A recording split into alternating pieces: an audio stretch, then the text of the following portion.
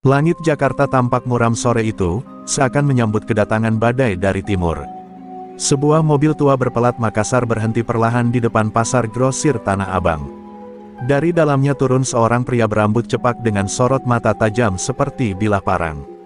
Namanya Andi Bajing, nama yang diucapkan dengan bisik-bisik di pelabuhan Pautere dan pasar gelap ujung pandang. Ia bukan sekadar preman, tapi simbol kekerasan dan kecerdikan dari timur, dikirim ke Jakarta bukan untuk bernegosiasi, tapi untuk merebut. Langkah Andi tenang namun menyimpan bara. Ia menatap kios-kios yang berjajar seperti sarang laba-laba. Orang-orang di sana belum mengenalnya, tapi ia sudah mengenal siapa-siapa yang harus disingkirkan. Di dalam genggamannya ada peta kekuasaan Hercules, lengkap dengan titik-titik lemah yang dikumpulkan oleh Intel dari Sulawesi. Di Jakarta, Andi bukan siapa-siapa, tapi itu hanya soal waktu. Di sebuah warung kopi dekat Blok F, ia duduk dan mengamati suasana. Preman-preman lokal lalu lalang dengan jaket hitam dan tatapan penuh curiga. Salah satu dari mereka, si Ucok, menghampiri. "Baru di Jakarta, Bang?" tanyanya sambil mengepulkan asap rokok. Andi hanya tersenyum, lalu membuka sedikit jaket kulitnya, memperlihatkan belati khas Bugis yang terselip di pinggang. "Baru, tapi cepat belajar," jawabnya pelan, dingin. Ucok mundur, ada sesuatu dalam tatapan Andi yang membuat bulu kuduknya berdiri. Malam harinya, di sebuah kontrakan sempit di belakang terminal Tanah Abang, Andi bertemu dengan 5 anak buah setianya. Mereka datang menyamar sebagai buruh pasar dan tukang parkir. Semua eks-narapidana dari Makassar, Manado, dan Ambon. Di ruangan itu, Andi menggambar denah kekuasaan Hercules di tembok dengan spidol merah. "Kita tidak datang untuk tawar-menawar. Kita datang untuk mengambil. Kalau perlu, dengan darah," katanya, dan semua mengangguk tanpa suara. Jakarta, bagi mereka, adalah tanah basah yang siap dijarah. Tapi Tanah Abang bukan tempat sembarangan. Disitulah Hercules bertahta, legenda hidup dari dunia hitam, dikenal sebagai orang yang pernah dibuang Orde Baru tapi bangkit dan berkuasa. Namun Andi tak gentar, ia tahu setiap raja punya kelemahan, dan ia sudah membawa racunnya. Esok paginya, kios penjual kain yang menyetor uang keamanan pada anak buah Hercules didatangi 2 pria bertato. Mereka bukan meminta, tapi memaksa. Sang pemilik kios, Pak Jaya, menolak. Beberapa jam kemudian, kios itu dilempar molotov. Tidak ada korban jiwa, tapi pesan sudah jelas, ada penguasa baru yang mulai berbicara dengan api. Kabar tentang penyerangan itu sampai ke telinga Hercules sore harinya. Di balkon rumahnya yang mewah di pinggiran kota, ia berdiri mematung. "Siapa yang berani bikin rusuh di tanah gua?" gumamnya. Seseorang di belakangnya menjawab, "Katanya orang timur, Bang. Datang diam-diam, geraknya rapi. Namanya, Andi Bajing." Hercules mengernyit, wajahnya mulai mengeras. Ia tahu, Jakarta adalah kota yang selalu lapar akan kekuasaan. Tapi ini beda, ini bukan sekadar preman cari makan. Ini tanda bahwa perang sedang mengetuk pintu. Dan di balik ketukan itu, berdiri sosok dari timur yang membawa dendam dan ambisi, sesuatu yang bahkan kekuasaan lama pun bisa takluk di hadapannya. Hercules menatap langit Jakarta dari balkon rumahnya seperti seorang raja tua yang mencium aroma pengkhianatan dari jauh. Di tangannya, rokok terbakar perlahan, nyalanya nyaris padam tapi tak pernah benar-benar mati, seperti dirinya. Tanah Abang adalah wilayah yang ia bangun dari darah, keringat, dan mayat-mayat musuh. Ia bukan sekadar preman, ia legenda hidup. Tapi kini, ada nama baru disebut-sebut di jalanan, dan nama itu tidak datang dengan hormat.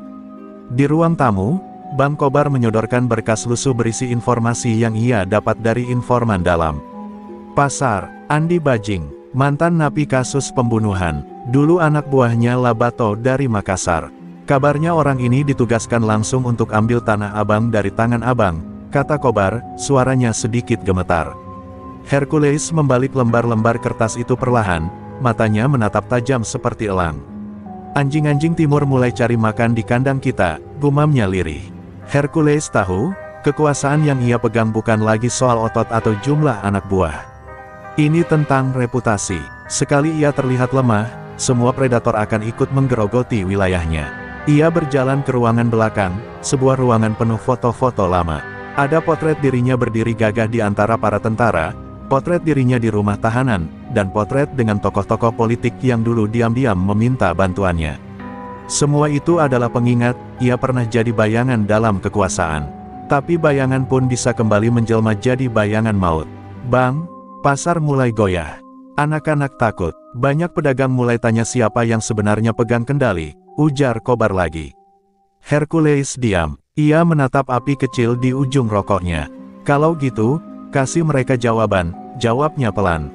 Ia lalu mengambil ponsel tua dan menghubungi seseorang bernama Danu, tangan kanannya yang paling bengis, yang sudah lama disimpan untuk situasi seperti ini. Di sudut lain pasar Tanah Abang, desas-desus mulai beredar. Nama Hercules tetap disegani, tapi rasa takut itu mulai retak.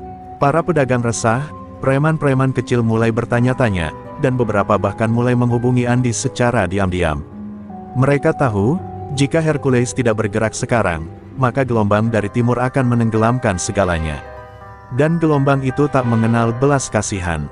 Sementara itu, Andi duduk di sebuah warung kecil, mengamati keramaian pasar yang sudah ia selipkan racun di dalamnya. Ia tahu Hercules bukan orang sembarangan. Tapi ia juga tahu, kekuasaan seperti singa tua, megah, menakutkan, tapi mulai lambat dan penuh luka. Kita tak perlu berperang langsung, katanya kepada anak buahnya. Kita goyang dulu pondasinya, bikin dia bingung. Baru setelah itu, kita hantam di jantungnya. Dan tepat saat senja menggantung di langit Jakarta, sebuah truk pengangkut barang yang biasanya menyetor uang keamanan untuk kelompok Hercules tiba-tiba dibegal dan dibakar di jalan masuk Tanah Abang. Tidak ada yang mengaku, tidak ada saksi. Tapi semua tahu siapa yang melakukannya. Ini bukan perang yang diumumkan. Ini kudeta diam-diam. Dan dalam permainan bayangan seperti ini, yang lengah lebih dulu pasti akan jatuh. Hercules berdiri di depan jendela rumahnya, memandangi asap dari kejauhan. Ia menghela napas panjang. Kalau memang dia datang untuk menantang, kasih dia sambutan layak. Tapi ingat, Kobar, ucapnya tajam, di Tanah Abang, gua bukan cuma raja. Gua dewa perang. Hujan turun tipis membasahi atap-atap seng di sekitar Tanah Abang, namun malam tak pernah benar-benar sepi. Di bawah cahaya remang lampu pasar, bayangan bergerak cepat, 5 pria berperawakan kekar, berlogat timur kental, menyusuri lorong sempit di belakang los kain. Mereka bukan buruh, mereka bukan tukang parkir, mereka adalah pasukan khusus Andi Bajing, dilatih bukan untuk tawuran, tapi untuk perang jalanan yang terorganisir. Dan malam ini, mereka mulai menyusup ke jantung pertahanan Hercules. Salah satu dari mereka, Martin, mantan petarung bebas dari Ternate, menyusup ke kelompok parkir milik Hercules. Dalam waktu 3 hari, ia sudah merebut simpati dari preman lokal, mengadu mereka secara halus dengan anak buah Hercules senior. Bang, anak baru dari timur itu kuat, jago bela diri, dan suka bagi rokok.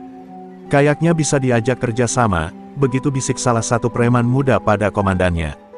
Tapi di balik rokok dan senyuman itu, Martin mencatat dan menghafal semua pergerakan, termasuk jadwal setor uang keamanan. Sementara itu di kontrakan Andi, sebuah papan strategis sederhana dari triplek dipenuhi peta Tanah Abang yang digambar manual. Andi memindahkan satu pin kecil dari zona netral ke zona merah, lalu berkata, titik pertama sudah dikuasai. Minggu depan, kita ambil jantung distribusi barang grosir. Kalau itu jatuh, separuh napas Hercules hilang. Anak buahnya bersorak pelan. Tidak ada yang berteriak dalam kelompok Andi. Semua dilatih bekerja dalam diam. Mereka bukan preman biasa. Mereka adalah tangan-tangan senyap dari timur. Bang Kobar mulai merasakan keanehan. Salah satu jalur logistik pakaian dari pelabuhan tiba-tiba kacau.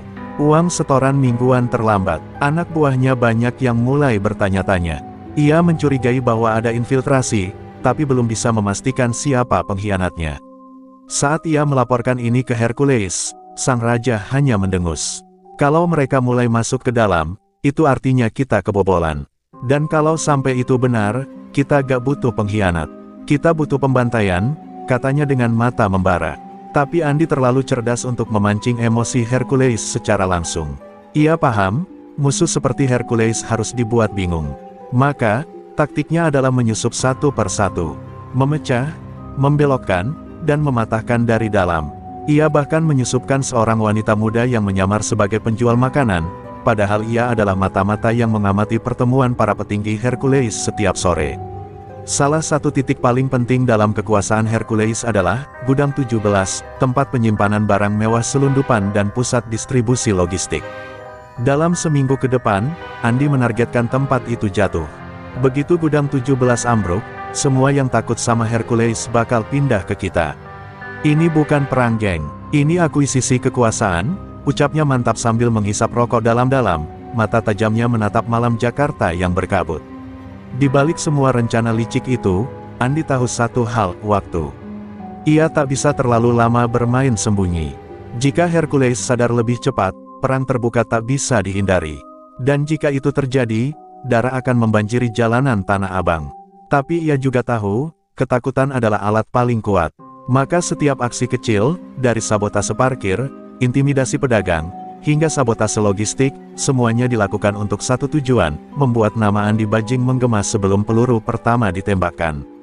Dan malam itu, di lorong pasar yang basah, seorang pemuda ditemukan babak belur dengan pesan tertulis di dadanya, "Ini baru salam pembuka dari timur."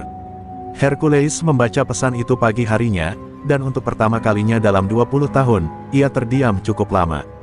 Tidak karena takut, tapi karena tahu, ini bukan lagi tentang menjaga kekuasaan. Ini tentang bertahan hidup dari pertempuran terakhir. Pagi itu, matahari hanya menggantung pucat di langit Jakarta.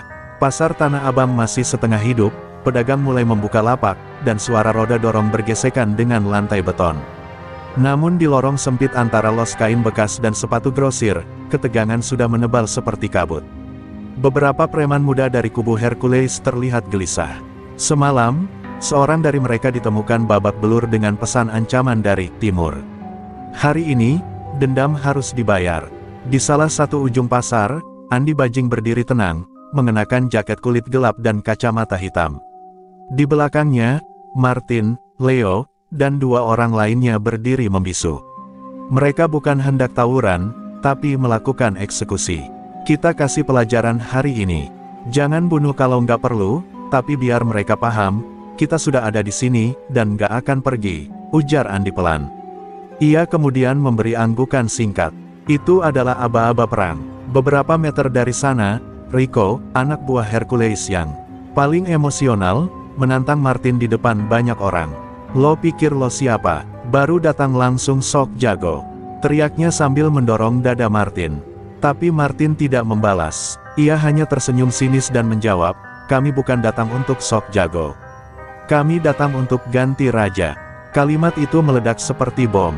Tanpa aba-aba lagi, Rico mengayunkan pukulan. Yang terjadi selanjutnya adalah ledakan kekerasan yang brutal. Tangan-tangan timur bergerak seperti mesin. Dalam waktu 2 menit, 5 anak buah Hercules tumbang dengan luka sobek dan darah mengucur. Suara jeritan pedagang terdengar. Orang-orang berlarian, bersembunyi di balik lapak. Martin menghantamkan kepala salah satu lawannya ke meja kayu hingga patah. Leo menarik pisau kecil dan menyayat lengan musuhnya cepat dan dingin.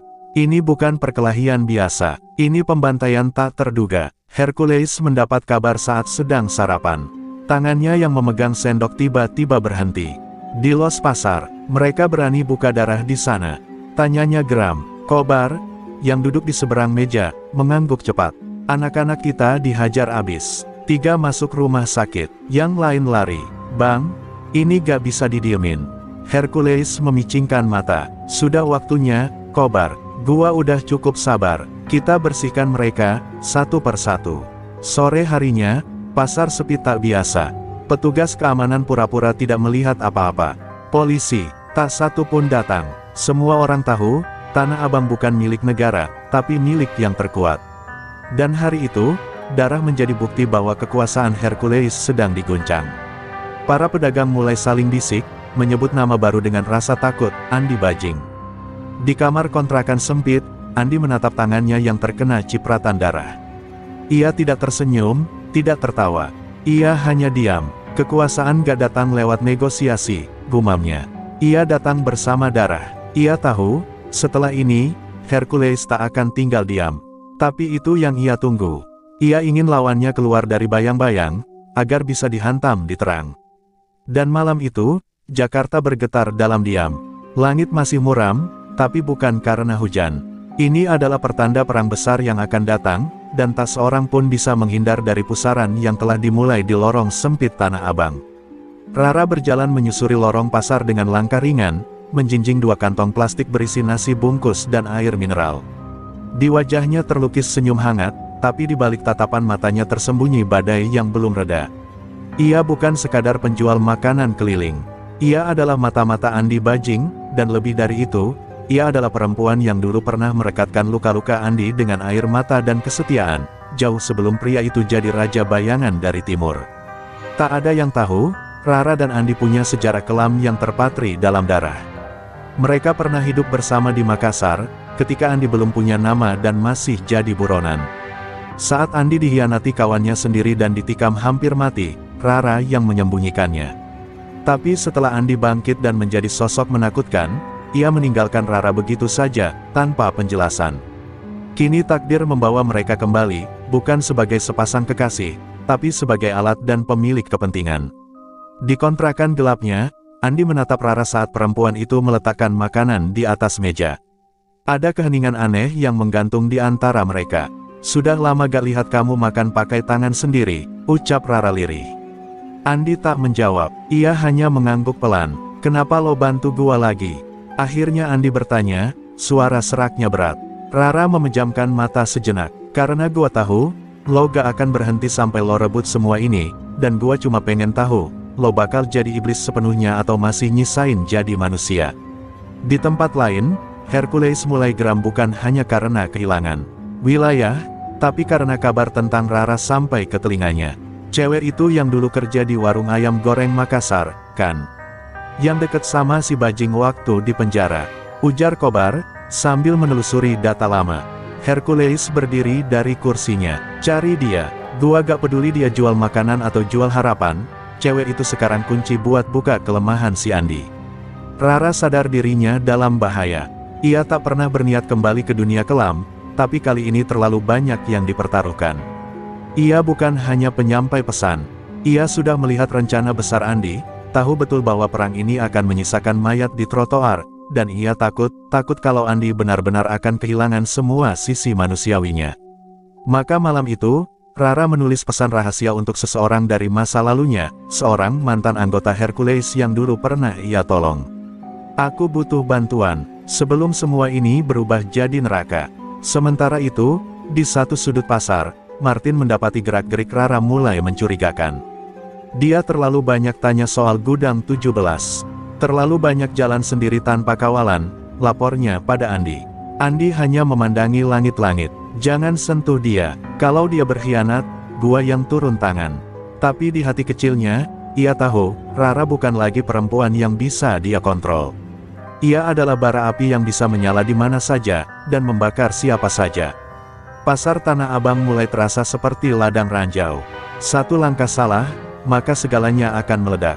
Dan di tengah bara yang makin membara, seorang perempuan berdiri di persimpangan, antara cinta yang tak pernah mati, atau kebenaran yang harus ditegakkan, bahkan jika itu artinya menghancurkan satu-satunya pria yang pernah ia cintai. Malam menebal di Tanah Abang, tapi gudang 17 justru menyala terang seperti benteng terakhir kerajaan.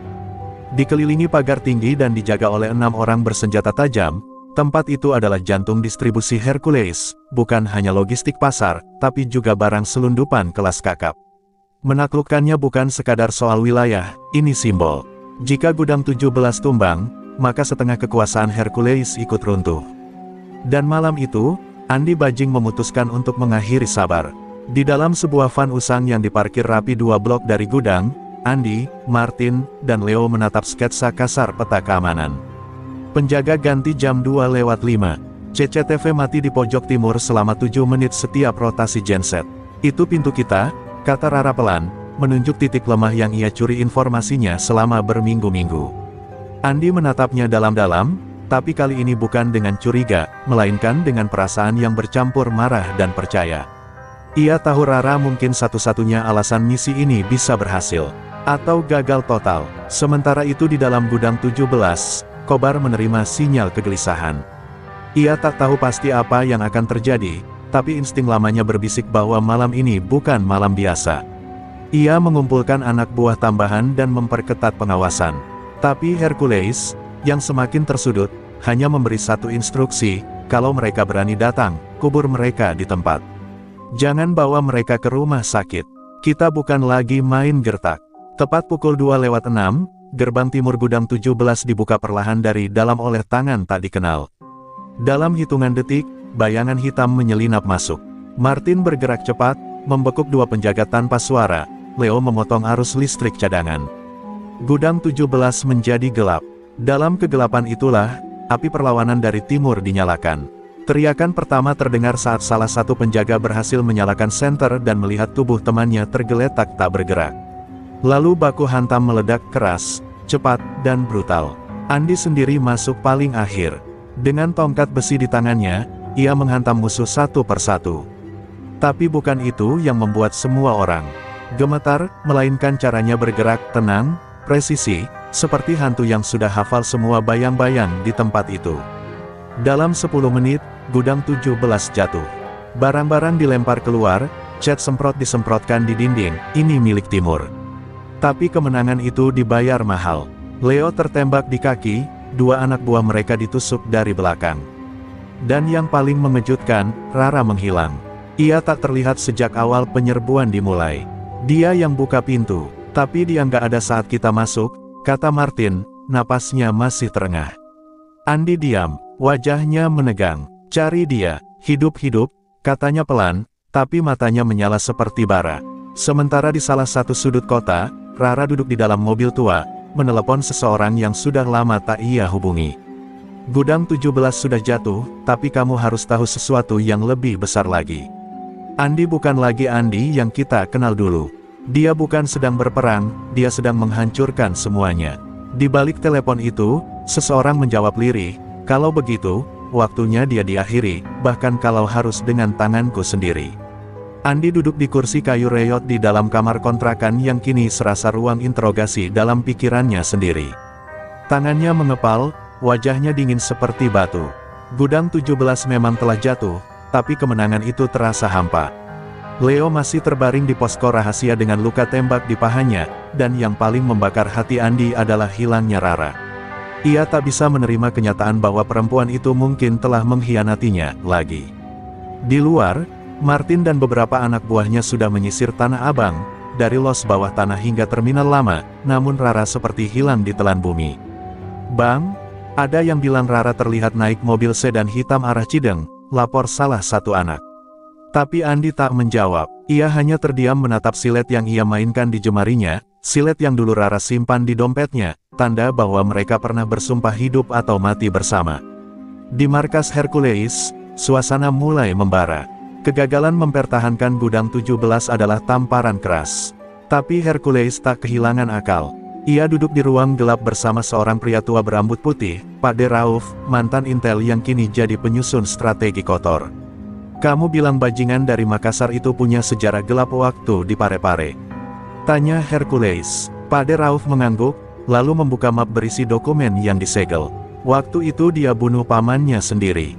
Orang itu bukan cuma preman, dia pembunuh berdarah dingin sejak muda. Dokumen itu bukan hanya tentang masa lalu Andi, tapi juga foto-foto Rara saat masih hidup bersama Andi di Makassar. Ada satu foto yang mengguncang Hercules, Rara berdiri di depan sebuah peti mati, dengan wajah hancur menahan tangis. Lo yakin perempuan ini masih netral? Bisik Hercules. Kobar, yang melihat gambar itu, ikut tercengang. Kalau dia punya dendam, mungkin ini saatnya kita pakai dia buat menghancurkan si bajing dari dalam. Di tempat lain, Rara duduk sendirian di dalam kamar losmen tua. Ia menatap cermin retak di depannya. Wajahnya letih, mata sembab. Ia tak lari karena takut. Ia lari karena sadar, dirinya sedang dimanfaatkan oleh dua sisi. Dan jika ia tetap tinggal, ia akan dipaksa memilih siapa yang harus mati lebih dulu, Andi atau dirinya sendiri. Kenapa lo harus jadi monster, Dik, bisiknya. Ia tahu, Andi yang dulu mencintainya sudah hilang. Yang tersisa hanyalah sosok dingin yang mengubah luka menjadi kekuasaan. Malam itu, Martin akhirnya menemukan petunjuk penting. Ia bertemu dengan seorang pengamen yang mengaku melihat Rara masuk ke sebuah gedung tua di daerah Cideng, gedung yang dulu digunakan sebagai tempat pertemuan rahasia kelompok Hercules. Martin melapor, tapi Andi langsung melarangnya bergerak. Kalau Rara ada di sana, gua yang datengin. Sendiri, tegasnya. Tak ada yang berani membantah. Wajah Andi sudah seperti bayang-bayang maut. Saat Andi melangkah ke gedung tua itu sendirian, pikirannya tak tenang. Setiap langkah terasa seperti menelusuri kenangan lama yang tak ingin diingat. Ia masih ingat saat pertama kali menyentuh tangan Rara, gadis sederhana dengan keberanian luar biasa. Tapi kini, bayangan itu memudar oleh darah dan pengkhianatan. Ia membuka pintu kayu gedung itu perlahan, dan mendapati Rara sudah berdiri di sana, menunggunya, dengan mata yang tak lagi memohon, tapi menantang. "Kenapa lo kesini?" tanya Rara pelan. Andi menatapnya dalam-dalam. "Gua cuma mau tahu satu hal, lo masih di pihak gua, atau lo datang buat ngasih gua ke musuh?" Suara Andi serak, tapi bukan karena ragu, karena kecewa. Rara menarik napas panjang. "Gua gak bisa dukung lo, Di, bukan kalau lo terus jalanin ini dengan darah dan teror. Gua masih sayang sama lo, tapi kalau lo jadi iblis, gua yang akan berhentiin lo." Dan malam pun membeku, karena kadang, perang paling menyakitkan bukan terjadi di jalanan, tapi di antara dua hati yang pernah saling percaya. Setelah pertemuan di gedung tua itu, Rara tidak kembali ke pihak Andi. Ia memilih menghilang dari radar kedua belah pihak, tapi tidak untuk lari. Ia bergerak diam-diam, seperti benang halus yang menjahit lubang-lubang luka dalam sejarah mereka. Rara tahu, ia bukan lagi sekadar korban cinta masa lalu, melainkan satu-satunya yang bisa memutus rantai darah yang mulai tak terkendali. Ia menemui seseorang dari masa lalunya, Randy, mantan anak buah Hercules yang dulu pernah menyelamatkan hidupnya. Kini, Randy bergerak di bawah tanah, sebagai informan yang tak berpihak.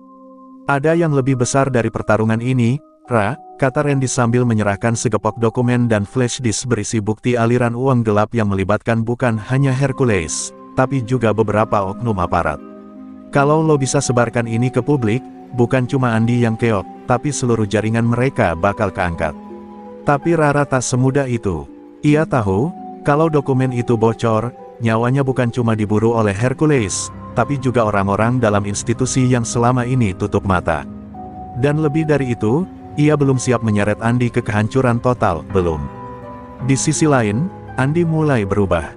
Sejak pertemuannya dengan Rara, langkah-langkahnya menjadi lebih emosional, tak lagi sepresisi sebelumnya. Ia mulai curiga pada orang-orang di sekelilingnya, termasuk Martin dan Leo. Martin, yang melihat perubahan itu, mulai khawatir. "Kita gak bisa terus-terusan kayak gini, Bang. Kalau lo goyah, pasukan ikut goyah." Tapi Andi hanya diam. Di malam-malam panjangnya, ia mulai mendengar suara-suara bisu dari masa lalu, ibunya yang mati dibakar preman kampung, pamannya yang ia tikam sendiri karena menjual adiknya pada bandar, dan Rara, yang kini kembali jadi tanya terbesar di hidupnya. Hercules, melihat ketidakstabilan itu, mulai menyusun perang yang lebih halus. Ia perintahkan Kobar untuk menyebar informasi bahwa Rara kini bekerja sama dengan pihak kepolisian. Padahal, Rara bahkan belum bertemu aparat satupun. Namun desas-desus itu mulai mengguncang pasukan Andi. "Bang, kalau cewek itu benar mata-mata, kita udah habis dari dalam," ujar salah satu anak buahnya. Andi tak menjawab, tapi malam itu, ia menyelinap ke sebuah warnet tua dan mencari alamat IP yang terekam dalam salah satu email lama Rara. Hatinya tak tenang, ia sedang diseret oleh perang dua arah, melawan musuh, dan melawan hatinya sendiri. Sementara itu, Rara menyadari dirinya sedang dijadikan bidak utama oleh Hercules. Sebuah pesan singkat masuk ke ponselnya, "Kalau kamu gak kasih informasi tentang markas Andi, maka nama kamu akan masuk daftar mati. Kita bukan ancam, cuma kasih kamu pilihan." Rara gemetar, tapi ia tak gentar. Ia memutuskan untuk memainkan satu permainan terakhir, memberikan informasi palsu. Ia berikan lokasi yang salah kepada orang Hercules, dan menyebar informasi yang cukup untuk memicu keretakan di dalam tubuh lawan, tanpa benar-benar menyerahkan siapapun. Namun langkah itu justru menimbulkan ledakan tak terduga. Hercules mengirim pasukannya ke lokasi palsu yang dikira markas Andi. Tapi tempat itu adalah gudang logistik milik pedagang netral, yang tak berpihak pada siapapun. Terjadilah pembantaian salah sasaran. Media lokal mulai mengendus kekacauan ini. Berita bocor, foto-foto korban sipil muncul. Rara menangis malam itu, menyesali keputusannya. Ia hanya ingin menghentikan perang, tapi malah mempercepat kobarannya. Andi menonton berita itu di layar butut kamar kontrakannya. Matanya merah. Ia tahu, Hanya satu orang yang mungkin berada di balik informasi itu, dan hatinya koyak antara murka dan rindu.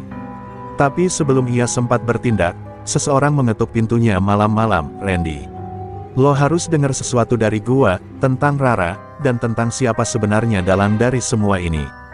Lo pikir lo lagi perang sama Hercules? Bukan, lo lagi dijerat sama sistem yang lebih kejam dari preman manapun." Pintu kontrakan Andi terbuka dengan suara ketukan keras. Randy berdiri di ambang pintu, wajahnya serius dan penuh rahasia. "Lo harus tahu, di perang ini bukan cuma soal kita lawan Hercules atau preman lain.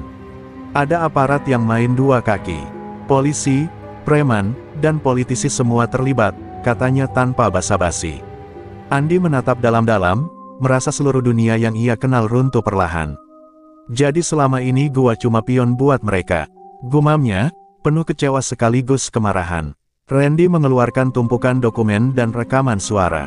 Di situ tertulis dengan jelas aliran dana gelap yang mengalir dari Hercules dan Andi ke sejumlah oknum aparat, yang pada gilirannya menjaga agar perang ini terus berkecamuk demi keuntungan mereka sendiri. "Ini alasan kenapa perang gak pernah selesai, Di. Mereka ingin kita habis-habisan, supaya mereka tetap jadi penguasa di balik layar," jelas Randy. Mata Andi membara, bukan lagi hanya untuk merebut wilayah, tapi untuk membongkar kebusukan sistem yang menggerogoti semuanya. Di luar, malam semakin larut dan gelap. Andi merasakan tekanan yang tak tertahankan. Ia harus memilih antara meneruskan perang berdarah yang hanya menguntungkan mereka yang korup, atau memulai perang baru yang jauh lebih berbahaya, melawan aparat yang selama ini dipandang sebagai pelindung. Tapi hatinya juga tertaut pada Rara, yang kini berada di tengah pusaran pengkhianatan dan kebohongan. Ia tahu, tanpa Rara, ia mungkin sudah hilang arah. Tapi bersamanya, ia merasa rawan dihancurkan dari dalam. Sementara itu, di markas Hercules, Hercules sendiri sedang menerima telepon penting dari seseorang yang jauh lebih berkuasa. Suara di ujung telepon berbisik dingin, "Pastikan Andi tetap menjadi musuh kami. Jangan beri dia ruang untuk bersekutu dengan Rara atau orang lain. Kita tidak bisa membiarkan dia bersih dan bebas." Hercules mengangguk pelan, wajahnya berubah menjadi dingin tanpa ampun. Ia tahu, pertempuran sesungguhnya belum dimulai. Ini hanyalah pembuka dari pertarungan yang jauh lebih kelam. Randy dan Andi mulai merencanakan langkah berikutnya. Mereka sepakat untuk mengumpulkan bukti lebih banyak, dan mencari dukungan dari kelompok anti korupsi yang selama ini bergerak di bawah tanah. Tapi mengungkap kebenaran bukanlah perkara mudah. Mereka harus menyusup ke lingkaran aparat dan politikus berbahaya yang bisa membunuh dengan sekejap jika merasa terancam. "Ini bukan hanya soal nyawa kita, Di. Ini soal masa depan Tanah Abang," kata Randy penuh tekad. Di tengah semua itu, Rara berada di tempat persembunyiannya sendiri, mempersiapkan diri untuk mengorbankan segalanya demi mengungkap kebenaran. Ia mulai mengirimkan salinan dokumen rahasia ke beberapa media independen, berharap suara rakyat bisa memecah keheningan. Tapi ia juga sadar, langkah ini akan membuatnya jadi target empuk. "Kalau gue harus mati, biar gue mati dengan membawa kebenaran ini ke permukaan," bisiknya pada diri sendiri. Malam itu, Andi menatap cermin usang di dinding kontrakan. Bayangan dirinya tampak lelah dan berubah. Dari preman yang hanya mengandalkan otot, kini ia harus jadi pejuang dengan strategi dan kecerdikan. Dengan napas berat, ia menutup mata dan berjanji pada dirinya sendiri, "Gua gak akan biarin mereka hancurin semuanya. Gue harus selesaikan ini, sekali dan untuk selamanya." Saat itu juga, sebuah pesan masuk ke ponsel Andi. Pesan singkat dari nomor tak dikenal, "Hati-hati, Andi. Mereka sedang mengawasi setiap langkahmu. Kalau mau selamat, jangan percaya siapapun." Andi menatap layar ponselnya, rasa waspada menyelinap di dalam dada. Perang semakin rumit, dan di balik setiap bayangan ada bahaya yang menunggu. Andi dan Randy tahu mereka berjalan di atas tali yang sangat tipis. Setiap langkah ke lingkaran aparat korup adalah tarian maut di tengah kabut tebal yang bisa menelan mereka kapan saja. Mereka berdua berjanji akan tetap diam, bermain dalam bayang-bayang, menunggu waktu yang tepat untuk melancarkan serangan. Tapi yang membuat Andi paling takut bukan ancaman dari luar, melainkan keraguan yang mulai menggerogoti hatinya sendiri, apakah ia masih bisa mempercayai orang-orang terdekat. Di sebuah warung kopi kecil yang remang-remang, Andi bertemu seorang informan baru yang pernah bekerja di unit khusus polisi. Mereka pakai kode khusus, kode yang hanya dimengerti oleh orang dalam, kata pria itu sambil menyesap kopi. Andi mengangguk pelan. Kode itu adalah kunci untuk membuka pintu-pintu rahasia yang selama ini terkunci rapat. Tapi sekaligus menjadi jebakan maut jika salah langkah. Kalau kita bisa bocorin kode itu ke publik, itu berarti kita sudah mulai menang, gumam Andi dalam hati. Sementara itu, Hercules yang mulai merasakan getaran dari bawah, tak tinggal diam. Ia mengerahkan pasukannya untuk menyelidiki siapa yang berani menyusup ke lingkarannya. Tangkap mereka hidup atau mati. Perintahnya dengan suara dingin. Kobar dan anak buahnya mulai memasang jebakan di sejumlah titik strategis. Tanah Abang berubah menjadi ladang ranjau yang siap meledak kapan saja. Setiap langkah terasa berat, karena musuh tak hanya bersembunyi di balik bayangan, tapi juga di balik seragam dan senyuman palsu. Di tengah tekanan itu, Rara muncul kembali dengan kabar mengejutkan. Ia berhasil mendapatkan rekaman suara dari pertemuan antara oknum aparat dan Hercules, bukti yang bisa mengguncang seluruh jaringan korup itu. Tapi harga yang harus ia bayar sangat mahal, kehilangan tempat berlindung dan kepercayaan dari beberapa teman lama. Kalau gue ketahuan, gue jadi sasaran utama, ucapnya dengan suara serak. Namun ia tak gentar, karena di balik ketakutan itu, ada tekad membara yang tak bisa dipadamkan. Andi, Randy, dan Rara pun merancang rencana besar. Mereka akan menggabungkan bukti-bukti, membangun aliansi dengan wartawan investigasi, dan mengatur penggerebekan yang tak hanya menjatuhkan Hercules, tapi juga para pelindungnya di aparat.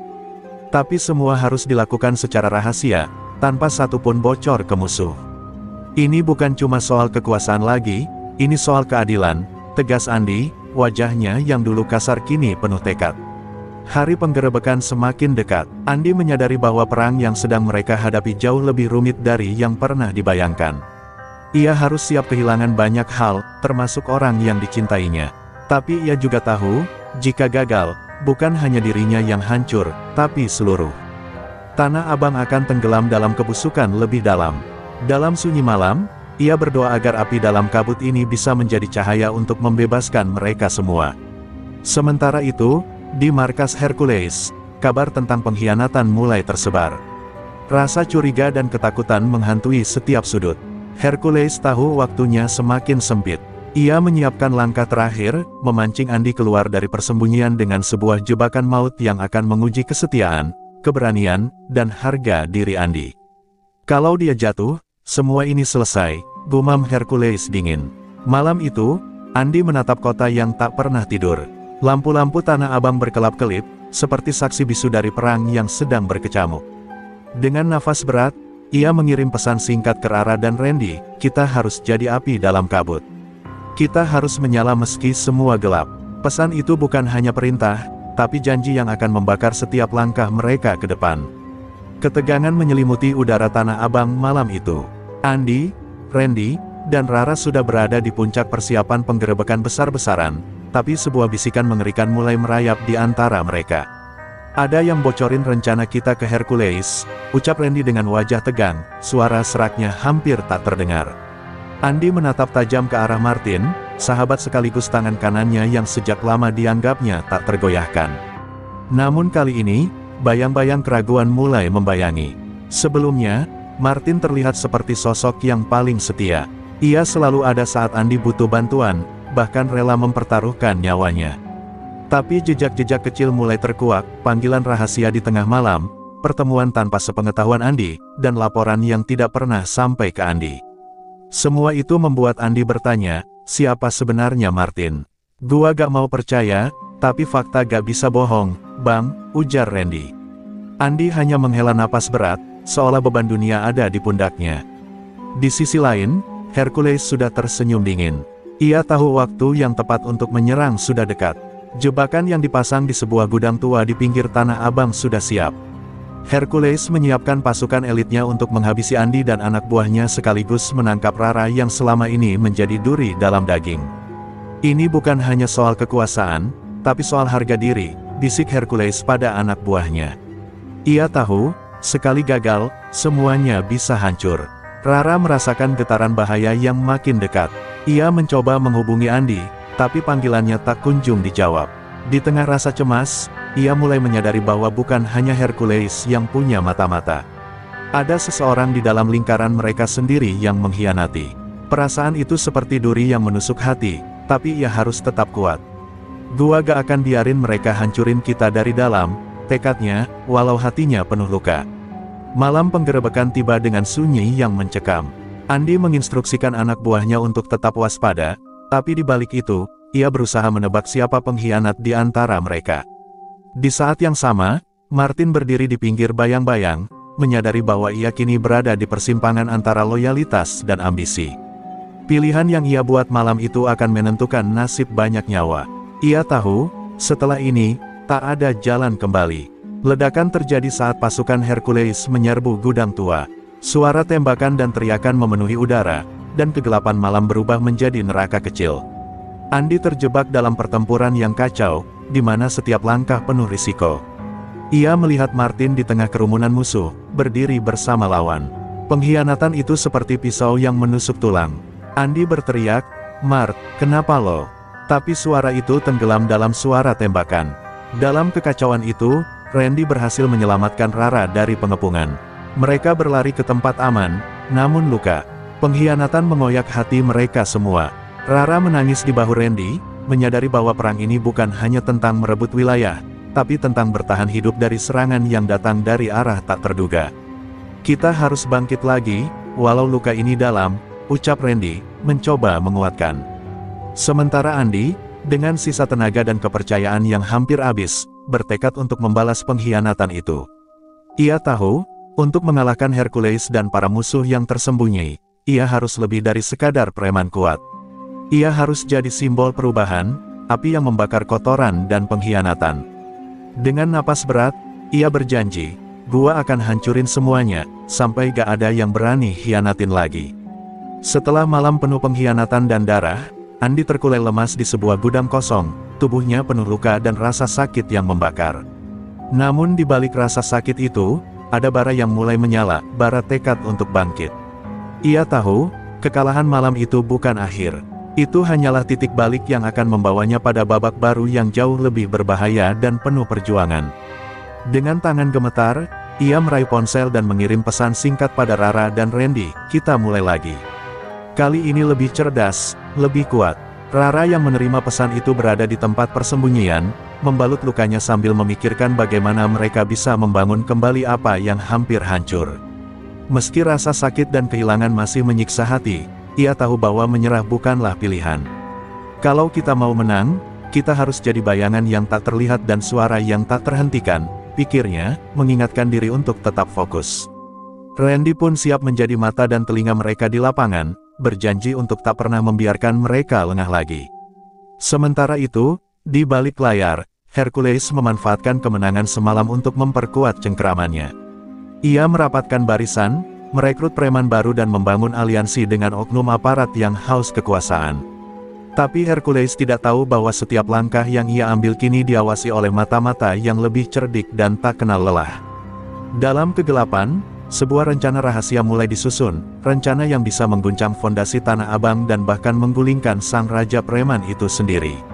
Andi mulai menghubungi sekutu lama dan mencari wajah-wajah baru yang bisa dipercaya.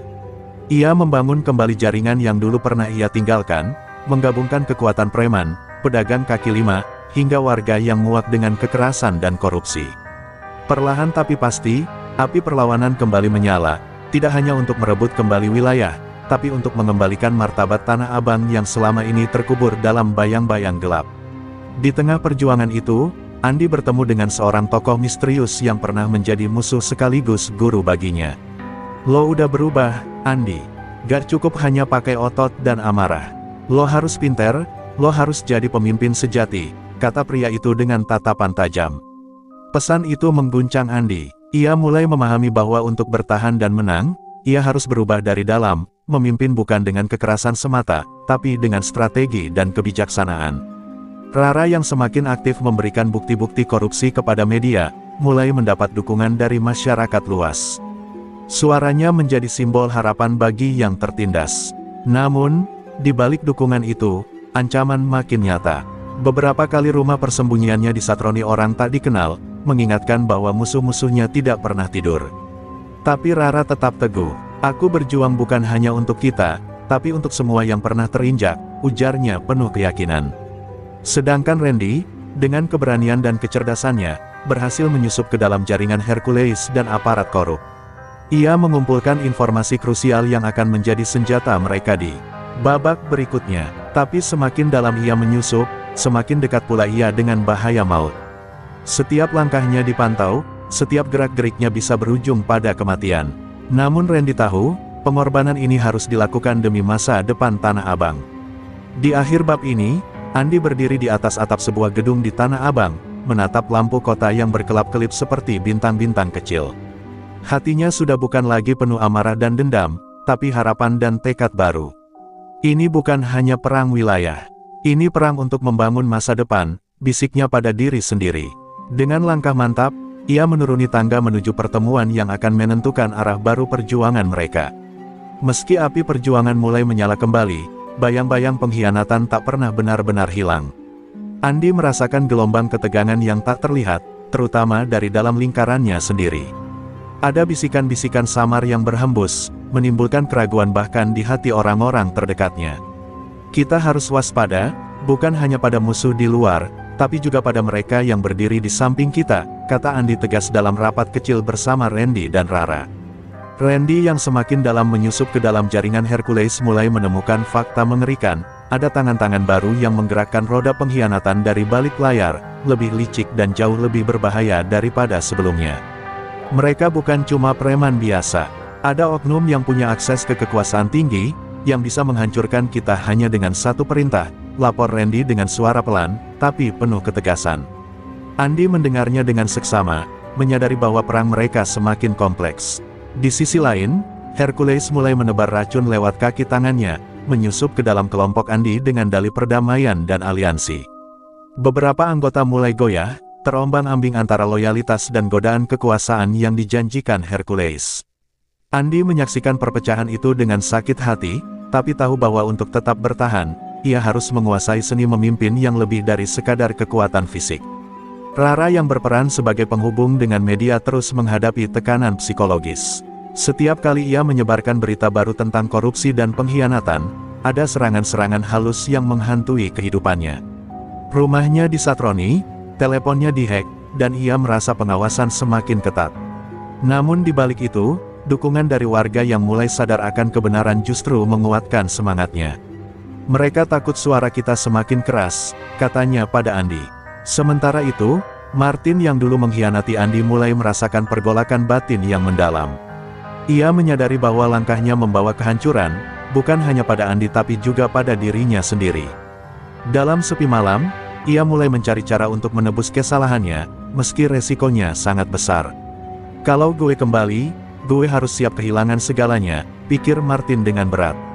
Konflik internal semakin memuncak ketika salah satu anggota senior yang dipercaya Andi tiba-tiba hilang tanpa kabar. Kecurigaan mengarah pada pengkhianatan, dan ketegangan dalam kelompok makin menjadi-jadi. Andi merasa beban di pundaknya semakin berat, namun ia tahu saatnya harus memimpin dengan kepala dingin dan hati yang kuat. Kita harus bersatu atau hancur, katanya penuh tekad. Hercules, yang memanfaatkan kekacauan itu, mulai menyerang lebih agresif. Ia melancarkan serangan tak terduga ke titik-titik strategis milik Andi, mencoba memecah belah dan melemahkan kekuatan mereka. Tanah Abang yang dulu sempat tenang kini kembali bergejolak, penuh darah dan luka. Namun api perlawanan yang dinyalakan Andi dan kawan-kawan sudah sulit dipadamkan. Di penghujung bab, Andi berdiri di tengah reruntuhan sebuah rumah yang menjadi saksi pertempuran baru. Ia menatap langit kelabu, yang dipenuhi asap, merasakan dinginnya hujan yang mulai turun.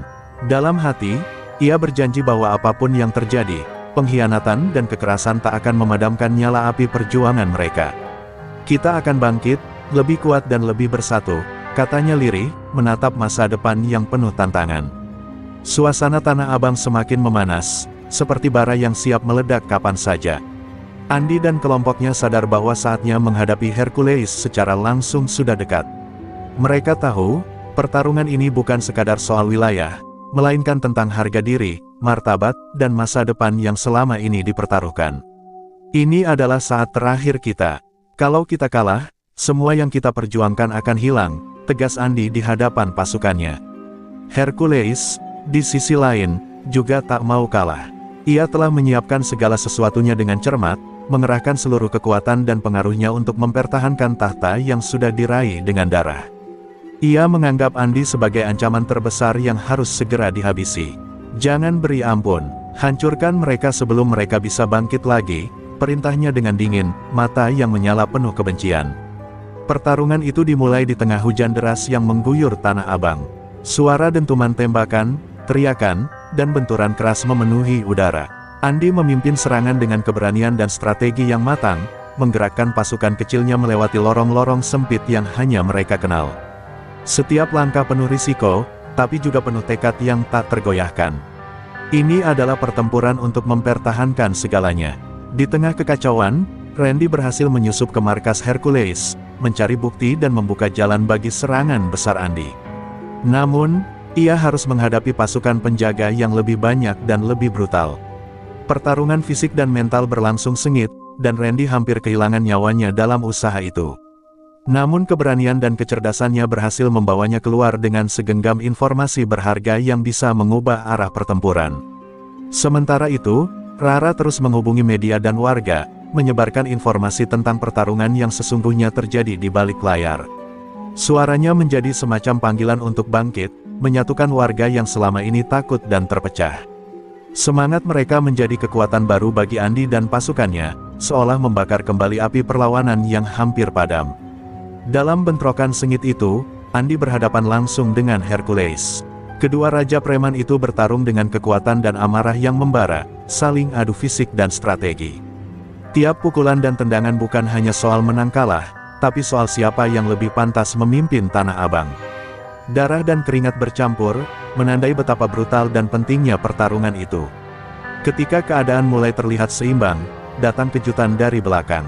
Martin, yang dulu berkhianat, muncul membantu Andi dengan pasukan kecil yang selama ini ia kumpulkan diam-diam. Pengkhianatan Martin bukanlah akhir, tapi awal dari perubahan besar. Keputusan berani Martin itu membuat pasukan Hercules terguncang dan mulai kehilangan kendali. Andi tahu, ini adalah momen yang harus dimanfaatkan. Pertarungan pun berakhir dengan Andi berdiri tegak, walau lelah dan berdarah, di atas tubuh Hercules yang kalah. Tapi kemenangan ini bukan sekadar miliknya, melainkan milik seluruh Tanah Abang yang mendambakan perubahan. Dalam keheningan hujan yang mulai reda, Andi menatap langit kelabu dan berjanji, ini baru permulaan. Kita bangun Tanah Abang yang baru, tanpa korupsi, tanpa pengkhianatan. Suara itu menggema, menjadi janji dan harapan yang tak akan pudar. Kemenangan atas Hercules bukanlah akhir dari perjuangan, melainkan awal dari babak baru yang penuh tantangan. Andi berdiri di tengah kerumunan warga Tanah Abang, menyaksikan bagaimana wajah-wajah lelah dan penuh luka kini mulai memancarkan harapan. Ini adalah momen kita, bukan cuma soal siapa yang berkuasa, tapi bagaimana kita bangun masa depan bersama. Suaranya bergema, menggetarkan hati yang selama ini terbungkam oleh ketakutan. Rara yang kini menjadi suara publik terus mengawal perubahan dengan gempita. Ia mengorganisasi pertemuan warga, mengajak para pedagang dan preman yang dulu berseteru untuk duduk bersama. Meski tidak mudah, perlahan kesepakatan tercipta, Tanah Abang harus jadi tempat yang aman, tertib, dan bermartabat. Rara bertekad menghapus bayang-bayang gelap masa lalu dan menggantinya dengan sinar harapan yang nyata. Andi tak sendiri dalam perjalanan ini. Martin, yang dulu mengkhianati, kini berdiri di sisinya sebagai bukti bahwa setiap orang punya kesempatan kedua. Dengan pengaruh dan jaringan yang Martin miliki, mereka mulai membersihkan tanah dari korupsi dan pengaruh aparat nakal. Tapi Andi sadar, musuh yang sesungguhnya bukan hanya di luar, tapi juga di dalam diri mereka sendiri. Kita harus jujur dan terus waspada, katanya pada timnya. Randy terus menjaga keamanan dan ketertiban, tak ragu menghadapi ancaman baru yang datang dari kelompok-kelompok kecil yang belum rela kalah. Ia menjadi simbol keberanian dan loyalitas, pelindung yang dibutuhkan Tanah Abang untuk melangkah maju. Meskipun terkadang harus berhadapan dengan risiko besar, Randy tetap berdiri teguh, melindungi mimpi mereka bersama. Warga Tanah Abang mulai merasakan perubahan nyata. Jalanan yang dulu dipenuhi kekerasan dan ketakutan kini sedikit demi sedikit kembali hidup dengan aktivitas pedagang dan pengunjung yang datang tanpa rasa was-was. Toko-toko mulai terbuka lebih lama, dan senyum kembali menghiasi wajah yang dulu penuh ketegangan. Namun, perjuangan menjaga damai itu belum berakhir, karena perubahan membutuhkan konsistensi dan pengorbanan. Dalam momen tenang itu, Andi menyadari bahwa kekuasaan bukan tentang siapa yang lebih kuat, tapi siapa yang mampu menjaga kepercayaan dan membangun harapan. Ia memutuskan untuk meninggalkan gaya preman yang penuh kekerasan, memilih menjadi pemimpin yang mengayomi dan mendengarkan. "Ini untuk Tanah Abang, untuk masa depan yang kita impikan," bisiknya lirih, menatap langit yang mulai cerah. Bab terakhir ini menutup dengan harapan baru yang terbit bersama fajar pagi. Tanah Abang bukan lagi ladang pertempuran, tapi ladang kehidupan yang penuh warna dan peluang. Andi, Rara, Martin, dan Randy berdiri bersama, menyambut masa depan yang penuh tantangan namun juga janji keberhasilan. Mereka tahu, perjalanan masih panjang, tapi bersama mereka siap menghadapi apapun yang datang. Fajar baru itu membawa sebuah pesan kuat, bahwa perubahan sejati hanya bisa lahir dari keberanian untuk berjuang dan hati yang tulus untuk membangun. Tanah Abang kini menjadi simbol harapan, sebuah tempat di mana masa lalu yang kelam bisa menjadi pelajaran, dan masa depan yang cerah bisa diraih dengan tangan bersama.